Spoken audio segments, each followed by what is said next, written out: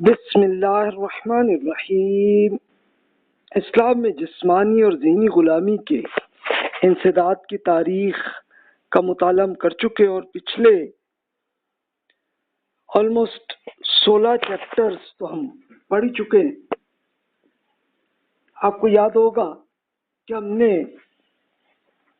Start میں تو یہی کیا کہ غلامی ہے کیا اور کیسے انسانوں میں مختلف ممالک میں کیسے غلامی پیدا ہوئی اور اللہ تعالیٰ نے تورات میں کیا احکامات دیے غلامی کو ختم کرنے کے لیے۔ پھر بنی اسرائیل کی ہسٹری کو بھی ہم نے دیکھا، پھر رومن امپائر اور عرب ممالک میں غلامی کیسی تھی، اور پھر رسول اللہ صلی اللہ علیہ وسلم کے زمانے میں اللہ تعالیٰ نے کیا احکامات دیے قرآن مجید میں اور کیسے غلامی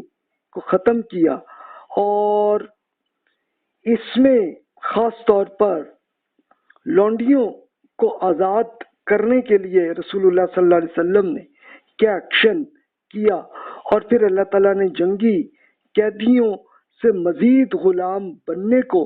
روک دیا گیا سلسلہ، اور اس طرح سے یہ ختم ہوا سلسلہ۔ تو یہ آپ پڑھ چکے ہیں، اور پھر پچھلے دونوں لیکچرز جو ابھی ہو چکے کہ جس میں اسلام میں نفسیاتی غلامی کو کیسے رسول اللہ صلی اللہ علیہ وسلم نے ختم کیا۔ تو اب آپ کے ذہن میں وہی سوال پیدا ہوگا کہ بھی اس کے بعد پھر یہ غلامی کیوں رہی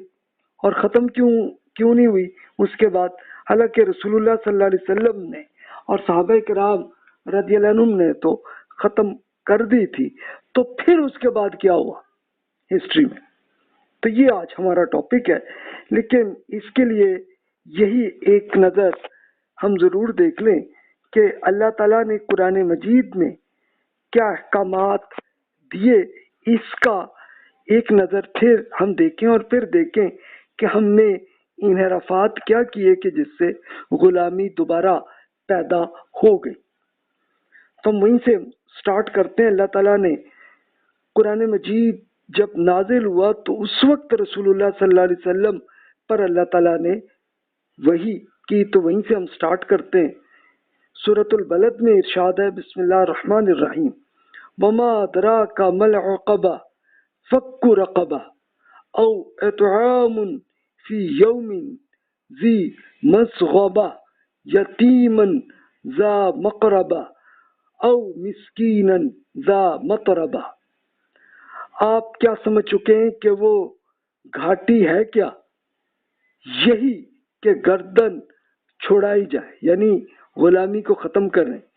یا بھوک کے دن کسی قرابت مند یتیم یا کسی خاک آلود مسکین کو کھانا کھلایا جائے، کہ یہ نیکی ہے جو اللہ تعالیٰ نے بتا دی، اور پھر اس کا رزلٹ بھی اللہ تعالیٰ نے بتایا۔ ثم کان من الذین آمنوا وتواصوا بالصبر وتواصوا بالمرحمہ اولئک اصحاب المیمنہ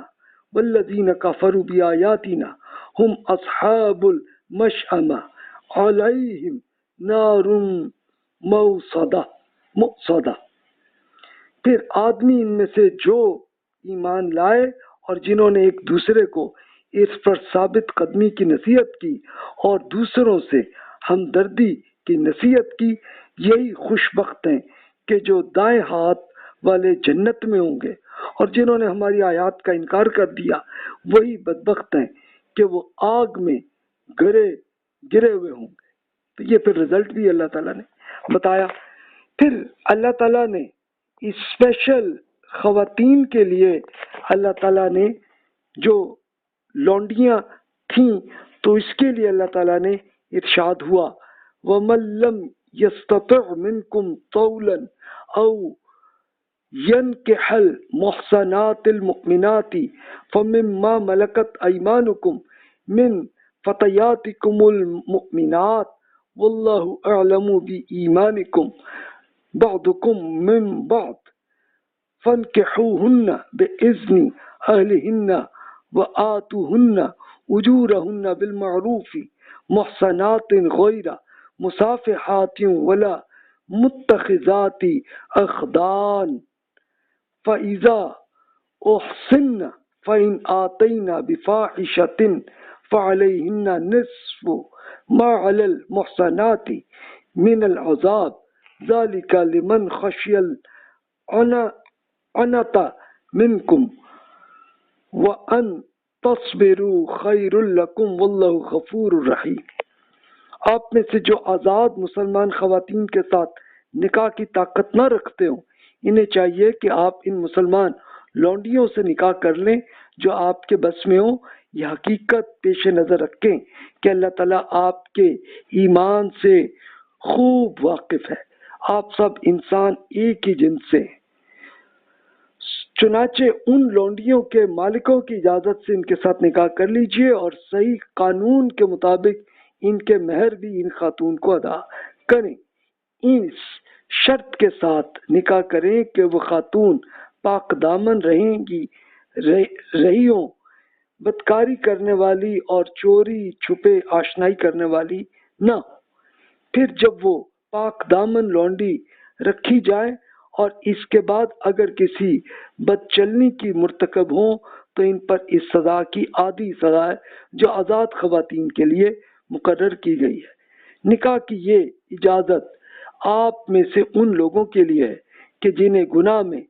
پڑ جانے کا اندیشہ ہو، ورنہ صبر کریں تو یہ ان کے لیے بہتر ہے، اور مطمئن رہیے کہ احتیاط کے باوجود کوئی غلطی ہو جاتی ہے تو اللہ تعالیٰ بخشنے والا، اس کی شفقت ہمیشہ کے لیے۔ تو یہ اصل میں یہ تھا کہ رسول اللہ صلی اللہ علیہ وسلم کے زمانے میں بہت ساری خواتین غلام تھیں اور ان کو ایک باقاعدہ پیشہ کے طور پر استعمال کیا جاتا تھا کہ جس کو سیکس سلیوری ہوتی تھی، اس کو اللہ تعالیٰ نے ختم کرنے کا حکم یہ دیا کہ بھی آپ کم از کم وہ لوگ کہ جو آزاد خواتین سے نکاح کرنے کی فائنینشیل اس پوزیشن میں نہ ہو تو مسلمان لونڈیوں سے آپ شادی کریں اور ان کو بھی مہر ادا کریں، تاکہ یہ کنفرم ہو جائے کہ آپ کی شادی کنفرم ہو گئی ہے اور پھر یہ معاملہ ہو۔ اور پھر بھی جو لونڈی رہ جائیں اور پاک دامن رکھی جائیں، یعنی ان پہ وہ کوئی ایسی لونڈیاں ہوں کہ جن پر کوئی پریشر آقاؤں نے نہ کیا ہو، کہ جو یہ باقاعدہ ایک بدکاری کا پیشہ نہ کر رہی ہوں، لیکن پھر بھی اگر بدچلنی بھی اگر تب بھی کریں تو تب بھی ان کی آدھی سزا ہے جو آزاد خواتین کے لیے جو سزا اللہ تعالیٰ نے رکھی ہوئی ہے، کہ اگر بدکاری کی سزا مردوں کے لیے اور خواتین کے لیے 100 کوڑے کی سزا تھی، لیکن یہ جو لونڈیاں تھیں ان کے لیے 50% ان کے لیے سزا کی اس لیے کہ ان کی تربیت تو یہ کی جاتی تھی کہ انہیں ایک باقاعدہ پیشہ کے طور پر کی جاتی تھی، تو اس کو ختم کیا جائے۔ تو یہ تو بنیادی حکم تھا۔ اور پھر اسی سورۃ النساء میں آپ پڑھ سکتے ہیں کہ اللہ تعالیٰ نے کس طرح سے اللہ تعالیٰ نے یہ حکم بھی دے دیا کہ جناب آپ کے لیے آپ نیک عمل کریں، اور ساتھ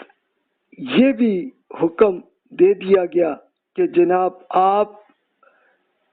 نفسیاتی غلامی کو ختم کرنے کے لیے رسول اللہ صلی اللہ علیہ وسلم کو حکم دیا گیا کہ جناب آپ اب اہل ایمان اب یہ کریں گے، ان الذین یأمرکم ان تودوا الامانات الی اہلیہا وَإِذَا حَكَمْتُمْ بَيْنَ النَّاسِ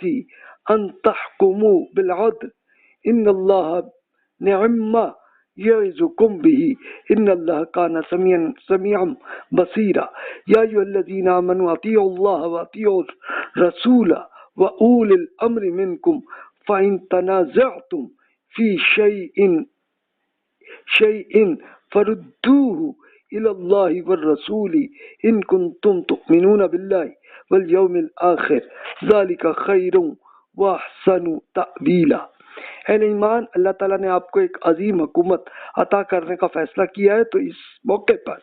اللہ تعالیٰ آپ کو ہدایت کرتا ہے کہ ذمہ داریاں ان کے حقداروں کو میرٹ کے ساتھ ادا کریں۔ جب لوگوں کو درمیان فیصلہ کریں تو انصاف کے ساتھ کریں، نہایت اچھی بات ہے جسے اللہ تعالیٰ آپ کو نصیحت کرتا ہے، بے شک اللہ تعالیٰ سننے والا اور دیکھنے والا ہے۔ اہل ایمان، یہ اللہ تعالیٰ کی حکومت ہے، اس میں اللہ تعالیٰ اور اس کے رسول کی اطاعت کیجیے اور ان کی بھی، جو آپ میں سے معاملات کے ذمہ دار بنائے جائیں۔ پھر اگر کسی معاملے میں آپ میں اختلاف رہے تو فیصلے کے لیے اسے اللہ تعالیٰ اور اس کے رسول کی طرف لوٹا دیجیے۔ اگر آپ اللہ تعالیٰ پر اور قیامت کے دن پر ایمان رکھتے ہیں، یہ بہتر ہے اور انجام کے لحاظ سے اچھا ہے۔ تو یہ اللہ تعالیٰ نے دیکھیں کہ میرٹ کا حکم یہ حکومت کو دیا، اور ساتھ حکم دیا کہ انصاف کے ساتھ رکھیں معاملات کو، اور کبھی کسی کے خلاف آپ نے کچھ نہیں کرنا۔ آپ نے خاص طور پر کہ جو کسی آزاد انسان کو غلام آپ نہیں بنا سکتے، اس کا بھی اللہ تعالیٰ نے حکم دے دیا اور بتایا کہ جناب آپ نے کبھی کسی کو آپ نے نہیں کرنا۔ یعنی اب اس کے لیے آپ یہ دیکھیے اللہ تعالیٰ نے حکم دیا، یا ایھا الذین آمنوا لا تأکلوا اموالکم بینکم بالباطل الا ان تکون تجارۃ عن تراض منکم ولا تقتلوا انفسکم ان اللہ کان بکم رحیما۔ اہل ایمان، ایک دوسرے کا فنڈ آپس میں باطل طریقوں سے نہ کھائیے گا،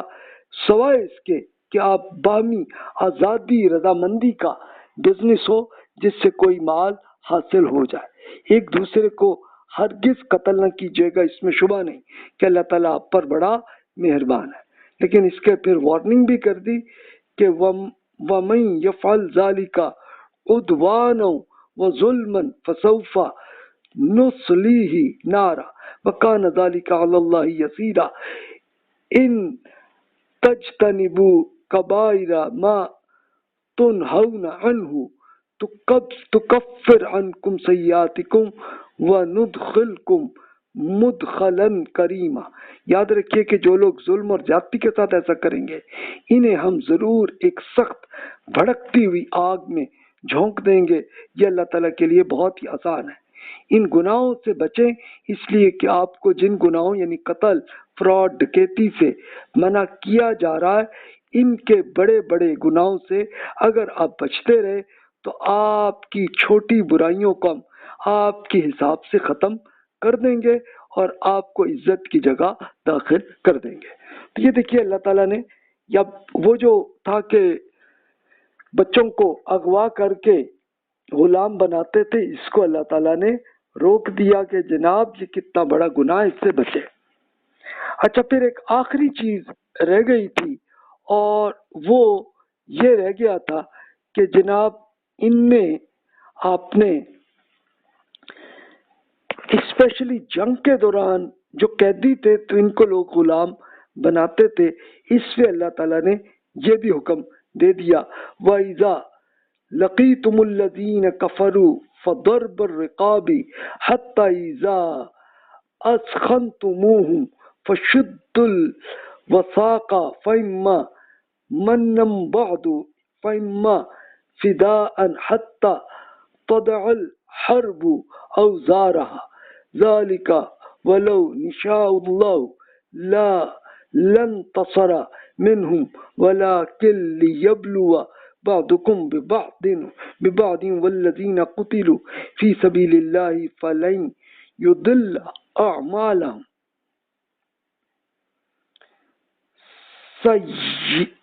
سَيَهْدِيهِمْ وَيُصْلِحُ بَالَهُمْ وَيُدْخِلُهُمُ الْجَنَّةَ عَرَّفَهَا لَهُمْ۔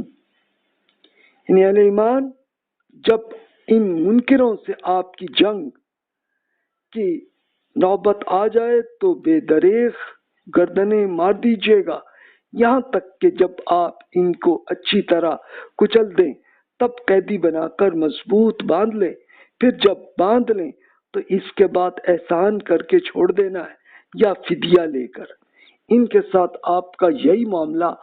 رہنا چاہیے یہاں تک کہ جنگ اپنے ہتھیار ڈال دے۔ یہ کام ہے جو آپ کو کرنے کا ہے۔ اگر اللہ تعالیٰ چاہتا ہے تو ان سے خود ہی انتقام لے لیتا، لیکن اس نے آپ کو حکم دیا اس لیے کہ آپ میں سے ایک کو دوسرے سے آزمائش کر لے، اور مطمئن رہیے اس کے نتیجے میں کہ جو لوگ اللہ تعالیٰ کی راہ میں قتل ہوئے ان کے اعمال اللہ تعالیٰ کی ہرگز ضائع نہیں ہونے دے گا، چنانچہ قریب وہ انہیں ان کی منزل مقصود کا راستہ دکھائے گا، ان کا حال درست کرے گا اور انہیں جنت میں داخل کر دے گا۔ ان کی پہچان اس نے انہیں کر دی ہے۔ تو یہ اب دیکھیے کہ اصل جنگ میں جو قانونی طور پر قیدیوں کو غلام بناتے تھے، تو اس کو اللہ تعالیٰ نے روک دیا کہ نہیں جناب، پہلی جنگ بدر میں ہی اللہ تعالیٰ نے حکم دیا۔ اور پریکٹیکلی آپ پڑھ چکے ہیں کہ رسول اللہ صلی اللہ علیہ وسلم ایک تو یہ کرتے تھے کہ جو غلام تھے ان کو خرید کے آزاد کرتے تھے، اور خود رسول اللہ صلی اللہ علیہ وسلم نے اپنے بزنس میں جو کچھ بھی کمایا تھا ان میں سے غلام خریدتے، آزاد کرتے، اور 60 سے زیادہ انسانوں کو آپ نے پرسنلی آزاد کیا، اور پھر صحابہ کرام رضی اللہ عنہم بھی اسی طرح ہی عمل کرتے چلے گئے۔ تو یہ سلسلہ تھا، اور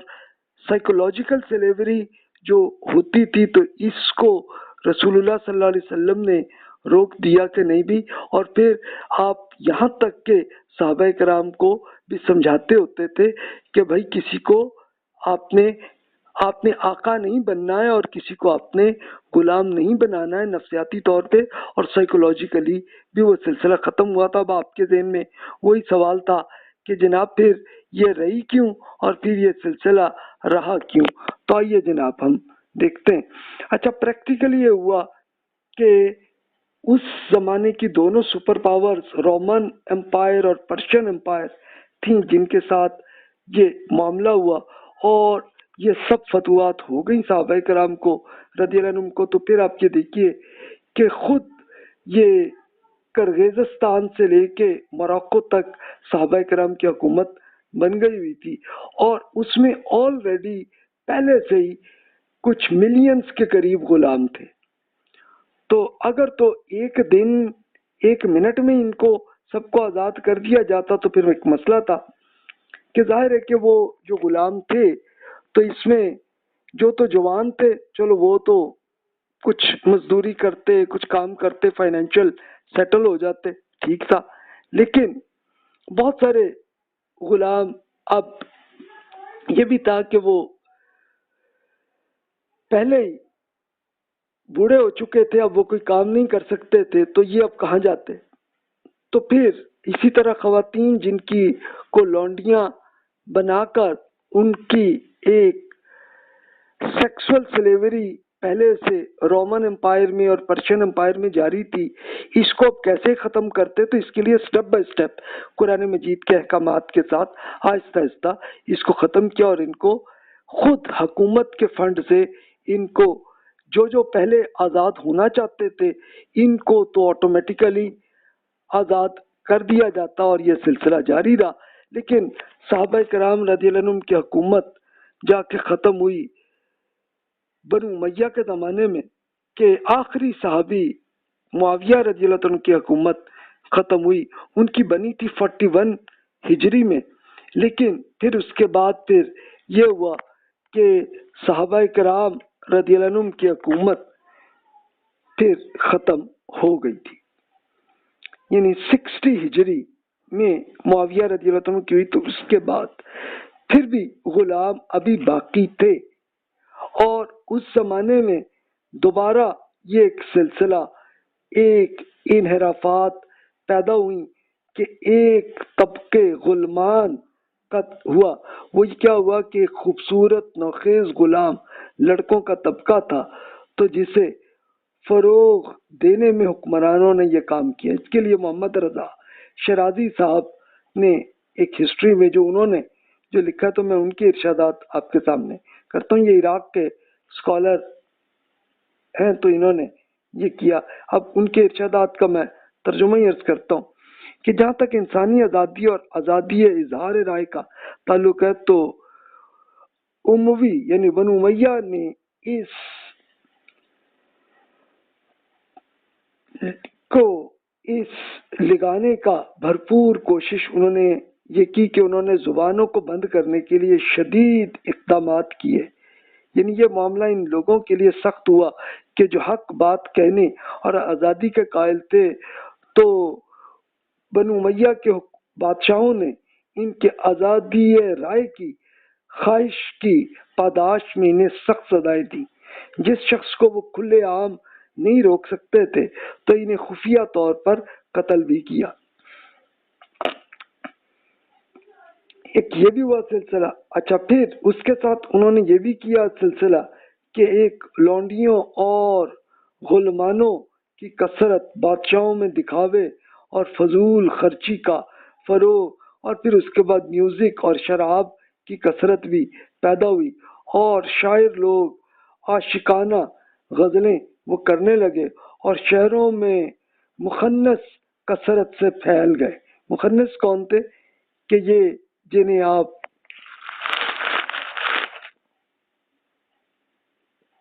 جو مردوں اور خواتین کے درمیان جو ہوتے ہیں، جنہیں آپ کہتے ہیں کہ آغا خانی کہ سوری یہ جن کو آپ سمپل کہہ دیتے ہیں، اپنی زبان میں خسرے کہہ دیتے ہیں جنہیں، تو وہ اس میں آنے لگے اور اس سے یہ سلسلہ ہونے لگا. تو اس سے آپ یہ خود اندازہ کر سکتے ہیں کہ اس سے یہ سلسلہ رہا. اب پھر بھی صحابہ کرام رضی اللہ عنہم زندہ تھے. تابعین جو صحابہ کرام کے اسٹوڈنٹس تھے وہ بھی تھے، تو وہ اصلاح کرنے کی کوشش کرتے تھے. تو ان کے ارشادات ہم دیکھتے ہیں. ابو دردہ رضی اللہ عنہ جو کہ 22 ہجری میں ان کا انتقال ہوا، 653 سی میں، وہ فرماتے ہیں تمہیں کیا ہوا؟ میں دیکھتا ہوں کہ آپ کے علماء اٹھتے چلتے جا رہے ہیں اور آپ کے غیر تعلیم یافتہ لوگ ان سے علم حاصل نہیں کرتے. ان سے سیکھ لیجئے اس سے پہلے کہ علم ہی اٹھ جائے. علم علماء کی وفات کے ساتھ اٹھ جایا کرتا ہے. تو تمہیں کیا ہوا ہے؟ میں دیکھتا ہوں کہ جتنا مال آپ کی کفالت کے لیے کافی ہے، تو پھر اس سے زیادہ کا لالچ کرنے کیوں لگے؟ آپ جن دولت کو لوگوں تک پہنچانے کا وسیلہ بنایا گیا، آپ اسے ضائع کرنے لگے. میں آپ کے ان برے لوگوں کو جانتا ہوں کہ جو گھوڑوں کی دیکھ بھال کرتے ہیں، وہ نماز کی کو آخری وقت میں ادا کرتے ہیں، قرآن کو سنتے ہیں، اس پہ توجہ نہیں دیتے اور اپنے غلاموں کو آزاد نہیں کرتے. کیوں بھائی؟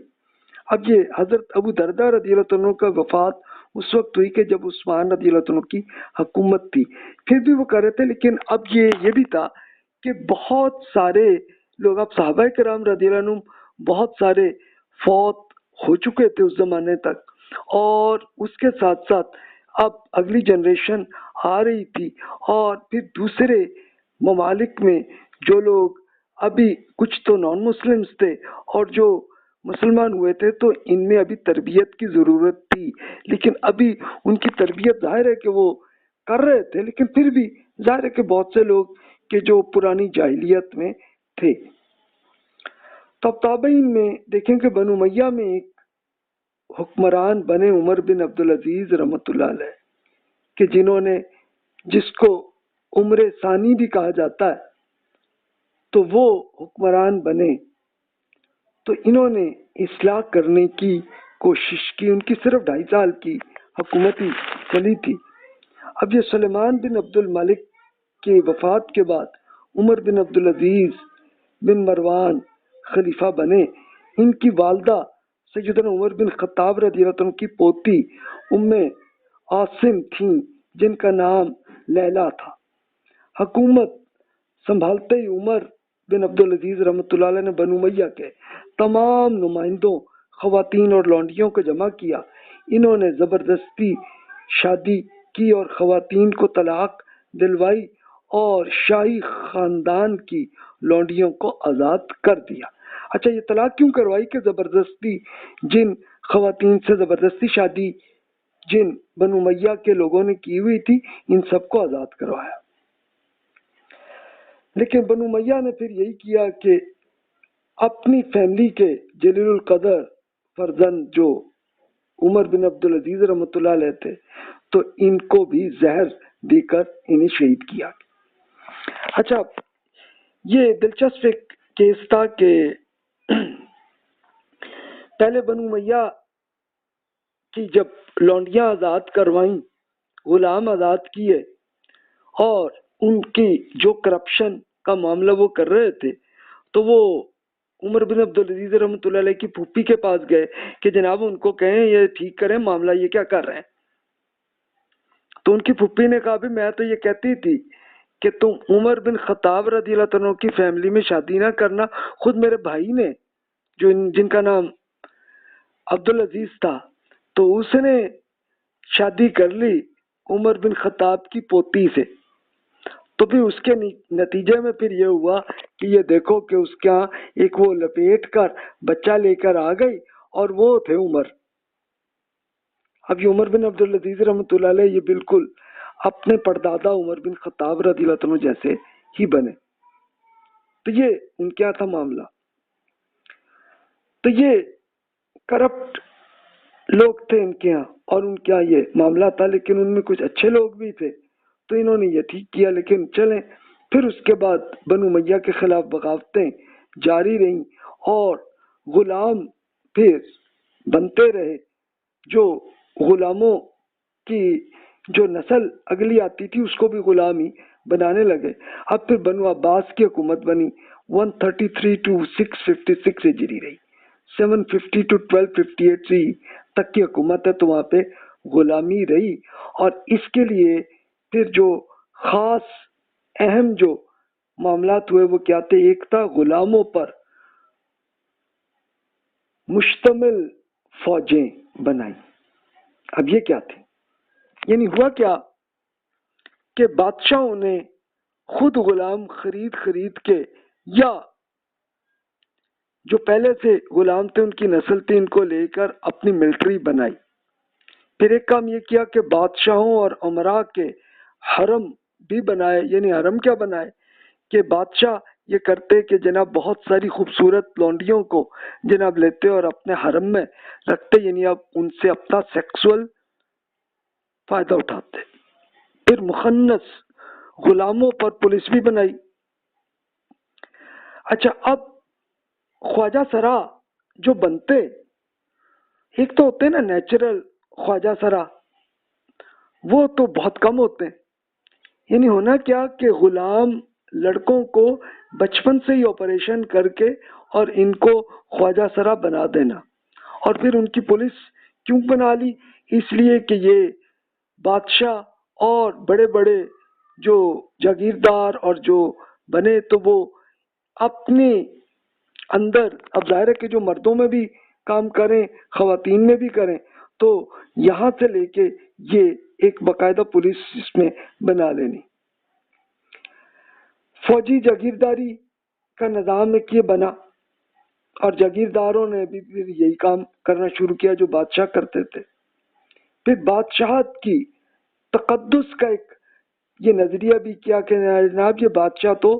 خدا کا جناب یہ بادشاہ اس کو بنا دیا، اب اس کی عقیدت کرو۔ تو یہ سلسلہ ہوا۔ تب آپ یہ دیکھیے کہ غلاموں پر مشتمل جو ملٹری بننے لگی، اس کے لیے آپ خود ایک ان کے یہ اسکالر ڈینیل پائپس اس کو وہ کرتے ہیں۔ تو میں چلیں انگلش میں جو کچھ انہوں نے فرمایا تو میں اس کا ترجمہ ہی آپ سے ابھی عرض کر دیتا ہوں کہ بہت سے مواقع پر غلاموں نے نہ صرف وفاداری کے ساتھ خدمات انجام کی، بلکہ انہوں نے آزاد فوجیوں کی نسبت بہتر خدمت کا مظاہرہ کیا۔ اس کی وجہ یہ تھی کہ وہ فوج میں آنے سے پہلے شدید غربت کا شکار تھے، اور فوج انہیں بہترین زندگی فراہم کرتی تھی۔ وہ آسانی سے فوج زندگی کی مشکلات میں اپنے آپ کو ایڈجسٹ کرنے اور خراب میٹیریل کو بہتر انداز میں استعمال کرنے کی صلاحیت رکھتے تھے۔ سویلین مفادات کی سیاست سے وہ آزاد تھے، تو ایک طویل لازمی فوجی خدمات کو قبول کرنا ان کے لیے تو بہت زیادہ مشکل کام نہیں تھا، بلکہ ایک اطاعت کرنا وہ کرتے تھے، اور پھر ایک ڈسپلن کو بہتر سمجھتے تھے، بہادری سے لڑتے تھے اور آزاد ہونے کی خواہش بھی ان میں آ جاتی تھی، تو مختلف موسموں میں بآسانی ایڈجسٹ ہو جاتے تھے اور سخت محنت کی عادی رکھتے تھے، اور پھر بہتر طریقے سے جنگ بھی وہ کر لیتے تھے، اور پھر اس کے بعد قابلیت کی جوہر دکھانے کے ساتھ ساتھ انہیں آزاد بھی کیا جاتا تھا۔ اب اس کے لیے کیا کرنا کہ افریقہ اور وسط ایشیا کے بچوں کو پکڑ کر یا ان کے والدین سے خرید کر لے لیتے تھے، تو اس طرح سے یہ اس میں معاملہ آتا تھا۔ ابن خلدون اس علاقوں کے رہنے والوں کو وحشی قرار دیتے تھے۔ یعنی ابن خلدون نے ایکچولی ہسٹری کی بک لکھی اور انہوں نے ایک سوشل سائنسز کے ایسے ماہر بنے کہ وہ ان کو سوشیولوجی کے پہلے ریسرچر کہا جاتا ہے، تو انہوں نے پوری سچویشن کو یہ دکھایا اور اس کے معاملات ایسے بنتے چلے گئے۔ اچھا، اس کے ساتھ ساتھ اسپین میں عبد الرحمن الداخل کے پوتے حکم بن حشام 206 ہجری میں ان کا انتقال ہوا، انہوں نے غلاموں کی باقاعدہ ملٹری بنائی۔ لیکن چلیں اس سے یہ فائدہ ہوتا تھا غلاموں کو کہ جب ان کو ایک وہ بادشاہ کے بن جاتے تو اب وہ ایک طرح کی سمجھ لیں آزاد سٹیٹس ان کا رہ جاتا تھا، اور اس سے پھر یہ ہونا کہ ان کے باقاعدہ ٹریننگ اور تربیت ان کی جاری ہوتی، تو پھر ان کا سٹیٹس زیادہ اچھا ہوتا اور پھر آہستہ آہستہ وہ آزاد بھی ہو جاتے تھے۔ تو اس سے آپ یہ کریں، لیکن کم از کم جو یہ ظلم ہوتا تھا کہ وہ بچے کو لیا، وہ کیا کیا کہ اس کے والدین سے جناب خرید لیا، اور خرید کے پھر ان کو کیا کرنا کہ جناب ان کو ایک باقاعدہ آپریشن کر کے اور ان کو ایک خواجہ سرا بنا دینا، یہ ایک ظلم وہ کرتے تھے۔ تو جناب یہ ایک سب سے بڑا ظلم ان پہ ہوتا تھا۔ لیکن چلیں اب وہ خواجہ سرا بھی ہوئے، لیکن آہستہ آہستہ وہ آزاد ہوتے، اور آہستہ آہستہ تو پھر جب وہ بادشاہوں کی اپنی طاقت کمزور ہوتی تو پھر ایٹ دا اینڈ ایسے کیس بھی ہوئے ہیں کہ خود بادشاہ کو قتل بھی ان کے خواجہ سرا نے کیا، جو ان کا ایک گارڈ کے طور پر تھے، یہ معاملہ تھا۔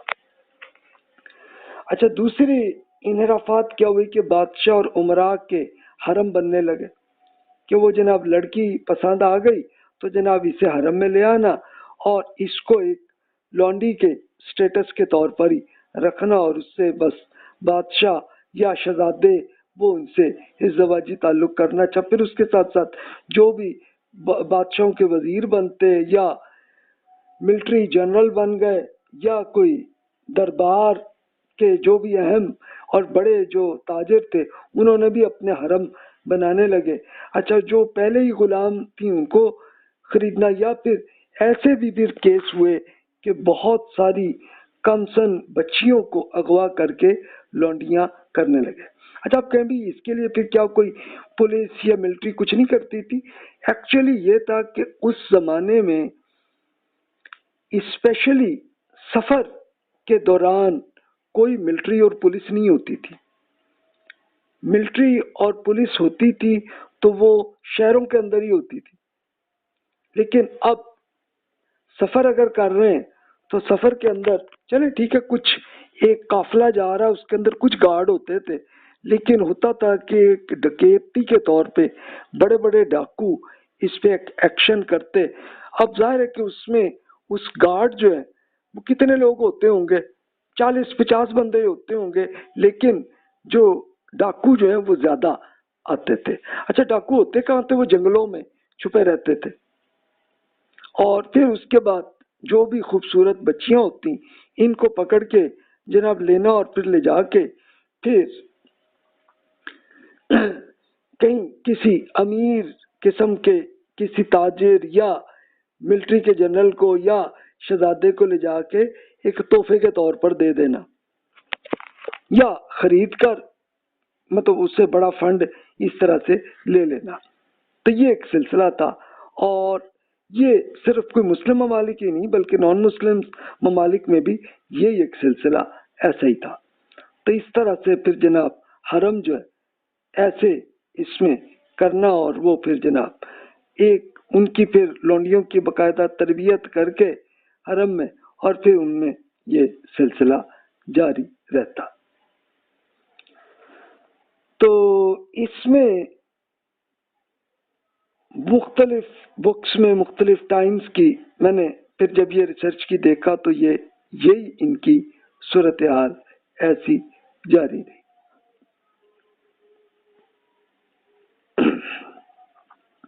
ایک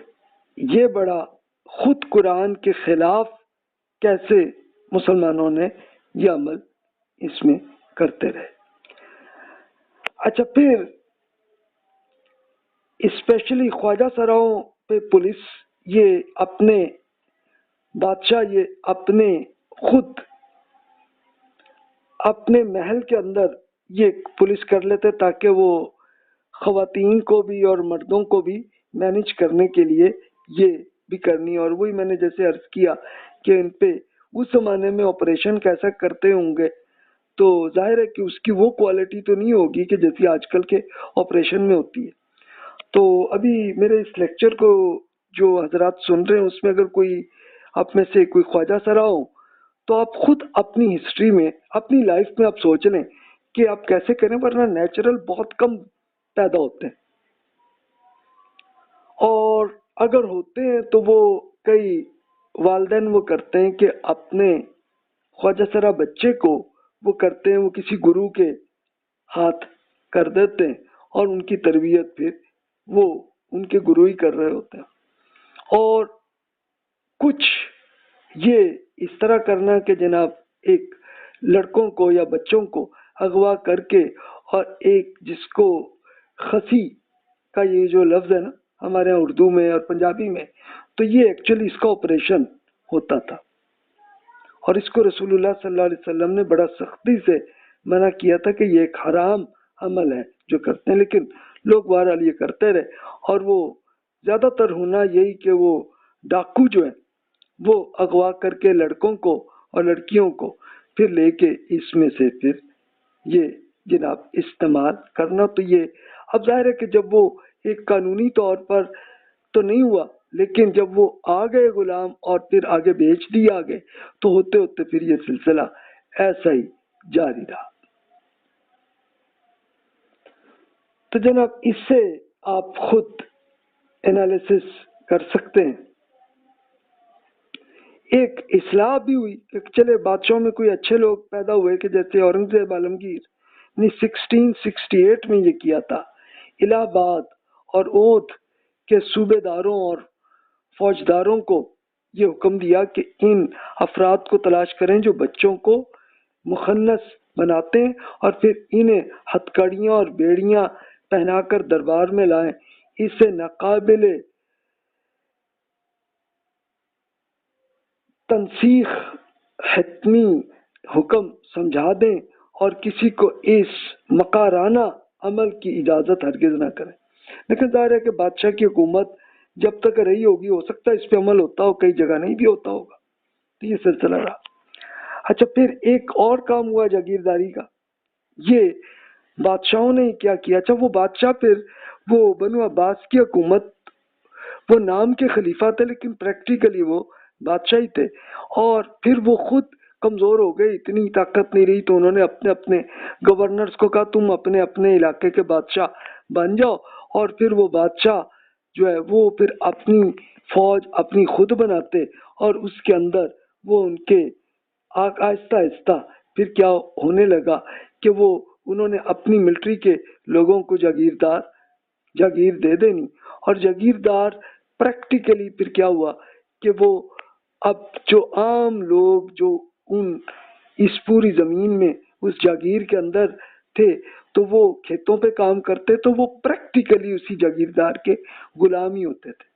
یعنی وہ ٹھیک ہے قانونی طور پر غلام نہیں ہوتے تھے وہ، لیکن ان کو استعمال ایسے کرنا کہ جناب جیسے وہ جاگیردار جیسے آرڈر دے رہا ہے تو بس جناب ویسے ہی اسی پہ عمل کرتا جائے. تو اس کو مخروطی تنظیم، ایک طرح کی ہائرارکیکل آرگنائزیشن ایسی اس کو بنا دینا کہ جاگیردار اس میں کرتے۔ اچھا، یہ ابھی تک انڈیا میں بھی ابھی تک ہے، موجود ہے، اور پاکستان میں بھی یہ ابھی تک موجود ہے۔ تو اسپیشلی آپ جاگیرداری جن جن علاقوں میں ہے تو آپ خود چلے جائیں اور وہاں کے جو بھی وہاں پہ ڈیرے میں جو لوگ کام کرتے ہیں تو ذرا ان کا ایک انٹرویو کر لیں تو آپ کو خود آ جائے گا۔ میں نے جا کے کیا اور دیکھا ان لوگوں کی، تو ان کی بیچاروں کی کوئی حیثیت نہیں، یہاں تک کہ ان کی ایجوکیشن تک بھی نہیں ہوتی۔ یعنی حکومت نے باقاعدہ کئی گاؤں میں، یہ اسپیشل سندھ اور بلوچستان میں آپ کو یہ نظر آئے گا کہ وہ انہوں نے حکومت نے اسکول بنائے، وہ بنے ہوئے لیکن پریکٹیکلی وہ اسکول نہیں چلتے، اور اگر چلتے بھی ہیں تو پھر وہ جاگیردار کے حکم کے مطابق ہی چل رہے ہوتے ہیں۔ اور کئی تو ایسے سرکاری اسکولوں میں باقاعدہ یہ بھی ہے کہ جاگیرداروں نے اپنی بھینسیں وہاں پہ لگائی ہوئی، یعنی وہ اسکول کام میں نہیں ہو رہا، تو اس طرح سے ہوا۔ اچھا، بادشاہوں کا جو یہ تقدس کا ایک نظریہ، یہ نظریہ ایسے پیش کیا، ایک تو یہ کہ بادشاہ کو خلیفہ قرار دے دیا کہ بس جناب جیسے جو حکم ہو رہا ہے تو یہ خدا کا نائب ہے، یہ اس کا مطلب بنایا۔ حالانکہ خلیفہ کا سمپل مطلب یہ تھا کہ جو صحابہ کرام رضی اللہ عنہم کے زمانے میں تو بس وہ یہ تھا کہ یہ رسول اللہ صلی اللہ علیہ وسلم کے بعد اب ہم ذمہ داری ہے کہ ہم لوگوں کی خدمت کریں، یہ خلافت تھی۔ لیکن انہوں نے خلیفہ کا مطلب یہ انہوں نے بنا لیا کہ جناب یہ خدا کا نائب ہے، اور اس طرح اس کے ساتھ پھر وہ اسی طرح سے بادشاہ اس کو کنٹرول کرنے لگے۔ اچھا، آپ کہیں کہ جی غلاموں نے کچھ کیا نہیں، کچھ غلاموں نے کیا۔ اب یہ کئی جیسے یہ 255 to 269 ہجری، 868 to 883 سی میں غلاموں نے عراق کے اندر یہ بغاوت بھی کی، لیکن اب ظاہر ہے کہ غلام خود تو بغاوت نہیں کر سکتے تھے۔ پریکٹیکلی یہ تھا کہ کوئی ایک بڑے گینگ نے یہ کیا کام کہ وہ انہی کو بھی اکٹھا کر کے اور یہ غلاموں کو لے کے بغاوتیں بھی کی۔ یہ سلسلے بھی ہوئے سلسلہ، یہ آپ پڑھ سکتے ہیں میری بک کے اندر اس کی ڈیٹیل جو ہے۔ اچھا، اسی طرح یہ بغاوتوں کا ایک یہ سلسلہ بھی جاری رہا، سلسلہ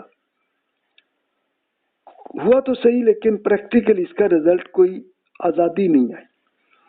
پھر اب سلطنت عثمانیہ بھی جب بنی، جب یہ مسلمان کمزور ہو چکے تھے، خود مغل بادشاہوں نے آ کے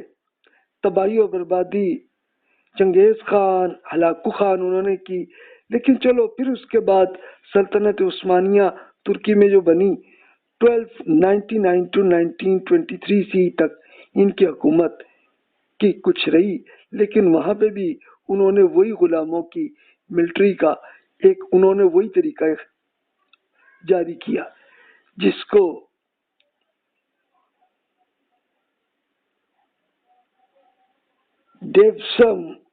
دیوسم اس کو کہا جاتا ہے، اور اس کے لیے زیادہ ایک اچھا لفظ اس کو ترکی زبان میں جینیسری کہا جاتا ہے۔ یعنی اس کے لیے کیا کرنا کہ اسپیشلی کرسچن جو بہت غریب ہوتے جو بھی یورپ کے اندر، تو وہاں سے بچوں کو لے کے ایک پیسے دے کے یعنی والدین کو اپنے بچے کو لے لینا، غلام بنا لینا۔ اچھا، والدین کیوں دیتے تھے کہ وہ بالکل بھوکے پہلے ہی ہوتے تھے، ان کے پاس کچھ نہیں ہوتا تھا۔ چلو جی ٹھیک ہے، بچہ جا رہا ہے، چلو بچے کو کچھ سٹیٹس تو مل جائے گا نا، اور سٹیٹس پریکٹیکلی مل جانا یعنی ہونا کیا کہ ان کی ایک باقاعدہ بادشاہ اس کو اپنا بیٹا قرار دیتے، اور پھر ہوتے ہوتے ان کو لے کے آگے جناب ان کو باقاعدہ تربیت کے بعد ملٹری کی ایک پوزیشن میں مل جاتی، تو چلو ان کے والدین کو بھی فائدہ ہو جاتا۔ ایک یہ طریقہ تھا۔ اچھا، غلاموں کی بین الاقوامی بزنس یہ جاری رہا، یعنی اگر چلے کسی ایک علاقے میں بادشاہوں نے غلامی کو ختم کیا یا منیمم کیا، تب بھی یہ ہوتا تھا کہ دوسرے ممالک سے بھی غلام خرید کر وہ آ جاتے، وہ افریقہ سے، یورپ سے وہ جناب لے کر آتے، تو ایک باقاعدہ اس کی اسپیشلی ان کا مرد بھی ہوں خواتین بھی ہوں، تو ان کا یہ سلسلہ ایسا ہی جاری رہا سلسلہ۔ تو جناب ان سب میں اب آپ کے ذہن میں وہ سوال ہوگا کہ مذہبی رہنماؤں نے پھر اس میں کچھ کیا غلامی کو ختم کرنے کا، کہ جیسے قرآن مجید کا حکم ہے اس پہ کیا؟ تو اس میں میں نے ایک یہ انالیسس کیا کہ جناب 4 قسم کے لوگ کے جو مذہبی لیڈر تھے، وہ ایک پہلا گروہ وہ تھا کہ جو ایک مفاد پرست تھے، وہ تو جناب جیسے بادشاہ کا آرڈر ہوتا ویسے ہی فتویٰ کر لیتے، تو وہ جناب بادشاہ جو چاہتے تھے ویسے ہی وہ کر لیتے تھے۔ اچھا، دوسرا گروہ ان مذہبی لوگوں کا تھا کہ جو سرکاری ملازم ہوتے تھے، تو یہ پولیس میں یا عدالت میں یا کوئی اور بیوروکریٹس ہوتے تھے، تو وہ بھی اب یہ اگر دین سے مخلص بھی ہوتے تو تب بھی وہ انڈیپینڈنٹ کوئی فیصلہ خود نہیں کر سکتے تھے، تو اس لیے بادشاہوں کے جیسے حکم کے مطابق یہ ویسے ہی عمل کر لیتے تھے۔ تیسرا گروہ مخلص مذہبی لوگ تھے جو یہ کر لیتے تھے لیکن ان کا کوئی سٹیٹس نہیں ہوتا تھا، یعنی ہونا کیا کہ یہ ضرورت پڑنے پر بادشاہ کے سامنے بھی کلمہ حق کہنے سے گریز نہ کرتے تھے۔ اگر بادشاہ اچھا طبیعت کا ہوتا تو چلو جناب ٹھیک ہے کہ وہ کوئی بادشاہ بھی مان لیتا ان کی بات کو، لیکن اکثر ان پہ تشدد ہی ہوتا رہا۔ جیسے احمد بن حنبل رحمۃ اللہ علیہ کا یہی ہوا کہ بادشاہوں نے ان پہ ایسا تشدد کیا لیکن وہ بھی پھر نہیں مانے، اور ایٹ دا اینڈ وہ بادشاہ خود ہی فوت ہوا تو دوسرے بادشاہ نے چلو ان کو آزاد کر دیا، یہ معاملہ ہوا۔ اچھا، چوتھا گروہ ایسا مذہبی لوگوں کا تھا کہ جو حکومت سے دور تھے اور وہ ایک علمی کاموں میں تھے، تو وہ حکمرانوں سے دور ہی رہتے تھے، اور وہ ٹھیک ہے کہ ایک بہتر کرنے کی وہ لوگوں کو کوشش کرتے رہے کسی حد تک، لیکن ظاہر ہے کہ 100% تو نہیں ہو سکتا تھا، تو یہ معاملہ رہا۔ تو جناب اوور آل رزلٹ اس کا یہی آپ کو نظر آئے گا اسی ریسرچ میں کہ غلامی پھر بھی رہی۔ اچھا، جنہوں نے ایک جعلی فتوے کر کے حکمرانوں کے ساتھ ساتھ جیسے کرتے رہے، تو اس میں انہوں نے تبدیلی کی، خاص طور پر مکاتبت کے وجوب کا استحباب کر دیا۔ یہ کیا ہے؟ یعنی قرآن مجید میں اللہ تعالیٰ نے حکم یہ دیا کہ ہر غلام جو آزادی چاہتا ہے تو وہ معاہدہ کرے، اپنے آقا کو کہے کہ جناب میں آزاد ہونا چاہتا ہوں تو پلیز آپ کریں۔ اور صحابہ کرام رضی اللہ عنہم کے زمانے میں تو یہ ہوتا تھا کہ یہ قرآن مجید کے حکم کے عین مطابق غلام آزادی حاصل کر لیتے تھے، یعنی انہوں نے جا کے خود حکومت میں لیا کے بلکہ مسجد میں اعلان کر دینا، لوگ خود ہی اس کا فنڈ اکٹھا کر کے وہ دے دیتے آقا کو اور غلام آزاد ہو جاتا تھا۔ اور اگر آقا نہ مانے تو اس کے لیے عمر رضی اللہ عنہ کے کیس میں یہ ہوا، تو انہوں نے پکڑ کے اس آقا کو پکڑا اور اس کو لے کے اچھے خاصے کوڑے بھی مارے کہ تم غلام آزاد ہونا چاہتا ہے تو اس پہ کیوں نہیں کر رہے؟ تو یہ ایسے ہی عمل ہوتا تھا، لیکن اب یہ فتوے لوگوں نے ایسے ایجاد کر دیے کہ جناب یہ جو قرآن پاک میں مکاتبت ہے یہ جناب یہ فرض حکم نہیں ہے بلکہ یہ ایک مستحب ہے، یعنی مستحب کا مطلب کہ یہ جناب ایک نیکی کا کام ہے، یہ کرے، لیکن اگر کرے آقا تو کوئی بات نہیں، تو پھر وہ غلامی رہے۔ ایک یہ تبدیلی کی انہوں نے۔ اچھا، غلاموں کی شادیوں کے لیے قرآن مجید میں جو حکم دیا کہ غلاموں میں شادیاں کرواؤ، تو اس کے لیے بھی کہا کہ جناب یہ ایک نیکی کا کام ہے، مستحب کام ہے، نہ کرو تو تب بھی کوئی بات نہیں۔ یہ انہوں نے فتوے ایسے کر لیے۔ غلاموں کی آزادی کی تحریک کی شدت کا برقرار نہ رکھنا، یہ بھی ایک سلسلہ ہوا، یعنی جب ان کے فتوے ایسے آنے لگے تو لوگوں میں جو رسول اللہ صلی اللہ علیہ وسلم اور صحابہ کرام میں ہر صحابی کی یہ کوشش ہوتی تھی کہ جیسے غلام کو ہم آزاد کریں، اپنے غلام ہیں ان کو آزاد کر دیا، اور جو دوسروں کے تو ان سے خرید کر ان کو آزاد کیا، تو یہ بھی سلسلہ ختم ہوا. ختم تو نہیں ہوا لیکن کم ہو گیا کہ یہ سلسلہ بھی ہوا. پھر جسمانی تشدد کے بارے میں جو شریعت میں احکامات خود رسول اللہ صلی اللہ علیہ وسلم نے بتائی تھی کہ اگر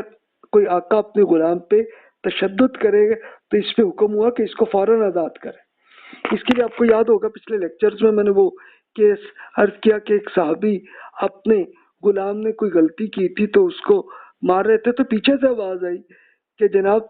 آپ جو کر رہے ہیں تو آپ میں طاقت ہے، لیکن اس سے زیادہ طاقت اللہ تعالیٰ کو ہے اور آپ کو ایسی سزا دے گا. تو وہ صحابی جو ہے جنہوں نے یہ غلطی کی تھی تو وہ پیچھے دیکھا یہ آواز کس کی ہے، تو پتہ چلا رسول اللہ صلی اللہ علیہ وسلم تھے. انہوں نے اسی وقت کہا کہ یا رسول اللہ میں اللہ کے نام پہ اسی غلام کو میں آزاد کر رہا ہوں. تو رسول اللہ صلی اللہ علیہ وسلم نے فرمایا آپ نے اب یہ کر لیا ورنہ یہی جہنم کی سزا آپ پہ آ جاتی. تو اس طرح سے اس میں تھا، لیکن اب انہوں نے تبدیلی کیا کر دی کہ جناب ٹھیک ہے جناب یہ ایک نیکی کا کام ہے، یہ آپ تشدد نہ کریں، لیکن اگر کر دیا تو کوئی بات نہیں. یہ اس طرح کے فتوے کیے لوگوں نے. اچھا آپ کہیں کہ کس نے کیے، تو جناب یہ مختلف لوگوں کے، اب میں نے جان بوجھ کے ان کے نام یہاں پہ نہیں رکھے اس لیے کہ آپ بہرحال اب پرانی فقہ کی بکس آپ پڑھ لیں تو اس میں آپ کو مل جائیں گے ایسے فتوے. غلام کے مال کی حرمت پہ یہ تبدیلی کر دی کہ غلام پہلے خود وہ بزنس بھی کرتے تھے، اپنا کماتے بھی تھے، لیکن اب یہ اس کا کر دیا کہ جناب ٹھیک ہے جناب غلام کا جو بھی پیسہ ہے جتنی رقم ہے وہ ساری آقا کی ہے، تو وہ کر دیے جاگیرداری کے طریقے میں انہوں نے ایسا کر دیا. اچھا لونڈیوں کے حقوق جو رسول اللہ صلی اللہ علیہ وسلم نے کیے تھے کہ ازدواجی تعلقات میں عزل کو ناپسند کیا کہ جناب اگر لونڈی جو ہے بیوی سے عزل صرف اس کی اجازت سے ہی جائز ہے، جبکہ لونڈی کے عزل بغیر اجازت کے جائز ہے. یہ کر دی. عزل کیا ہے؟ عزل کا مطلب یہ ہے کہ وہ لوگ یہ حرکت کرتے تھے. عزل کا مطلب یہ ہے کہ وہ جناب سیکس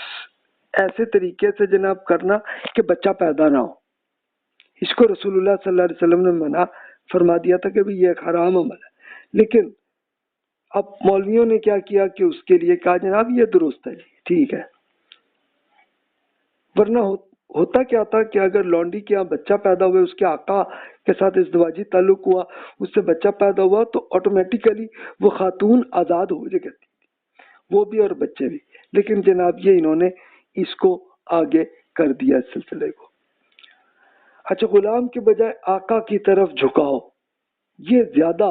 فتوے ایسے کیے گئے. اچھا غلاموں سے ہم جنس پرستی کا معاملے کو بھی اس میں کوئی فتویٰ اس میں نہیں کیا. یعنی 4 صدی کے بعد فقہاء نے غلام لڑکوں کے ساتھ ہم جنس پرستی تعلق رکھنے کو ناقابل تعزیر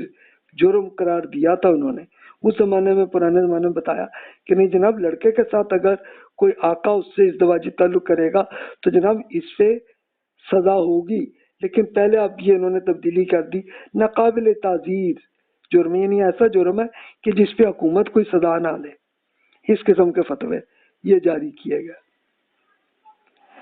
اچھا قرض کی عدم ادائیگی کی صورت میں غلامی کو بھی درست قانونی طور پر قرار دے دیا. تو اس طرح کے فتووں کے ذریعے انہوں نے کیا یہ معاملات کو.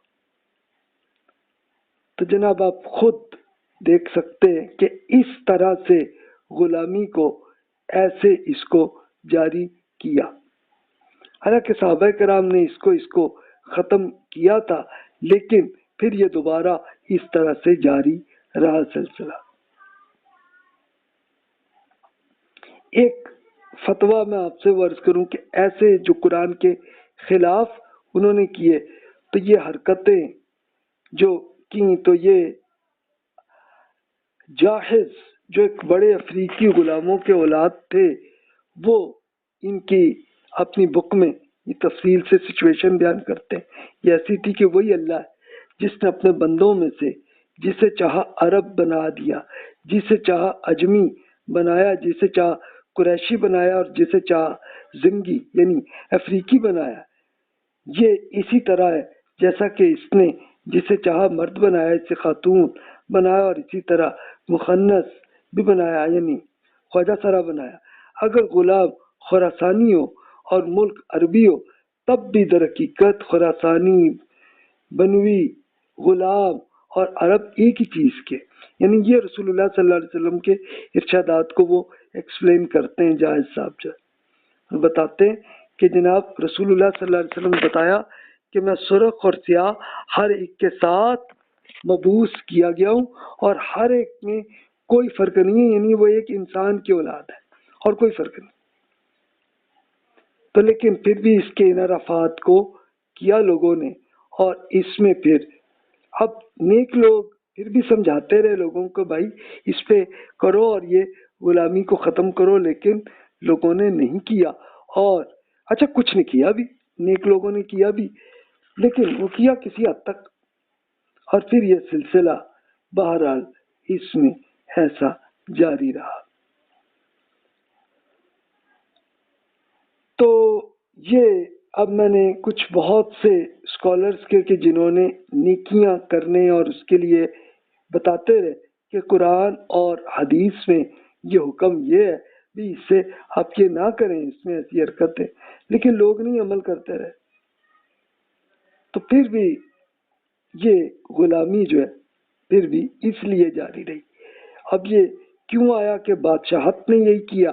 پھر جاگیرداروں نے یہی حرکت کی، اور پھر یہ سلسلہ اس کا اس طرح سے یہ سلسلہ جاری، اس طرح سے سلسلہ ایسا رہا۔ تو ابن بطوطہ نے جب اپنا یہ 1377 میں ان کی انتقال ہوا، تو اس سے پہلے انہوں نے اب یہ مسلم ممالک بلکہ ایون چائنا تک وہ گئے تھے، تو یہ 1730 سے لے کے 1370 تک اتنے مختلف ملکوں میں گئے، تو وہ اس میں پورا وہ بیان کرتے ہیں کہ جناب یہ دیکھو کیسی کس قسم کی حرکتیں ایسی ہوتی رہی ہیں کہ یہ لوگ خوبصورت یونانی لونڈیاں خریدتے ہیں اور پھر انہیں کعبہ گری میں استعمال کرتے ہیں۔ ہر لونڈی نے ایک متعین رقم اپنے آقا کو دینا ہوتی ہے، یعنی یہ اس طرح کا ایک پورا سیکسول سلیوری کو جاری رکھا۔ اب یہ ابن بطوطہ اب اس زمانے کی بھی سچویشن وہ بتا رہے ہیں، اس طرح کچھ اور تب بھی یہی صورتحال بہرحال جاری رہی۔ اچھا، مسلم ممالک میں نیم غلامی بھی رہی جو جاگیرداری کی وجہ سے ہوئی، اور اس کے لیے پھر یہ بھی ہوا کہ جناب وہ اب اسٹوڈنٹس کو پڑھنے بھی نہیں دے رہے تاکہ وہ ایک ان کے کھیتوں پہ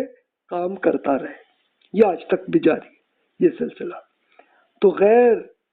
جس کو آپ کہیں کہ قانونی طور پر تو غلام نہیں ہے لیکن پریکٹیکلی وہ غلام ہے، تو نیم غلامی کا یہ سلسلہ یہ ایسا ہی جاری رہا۔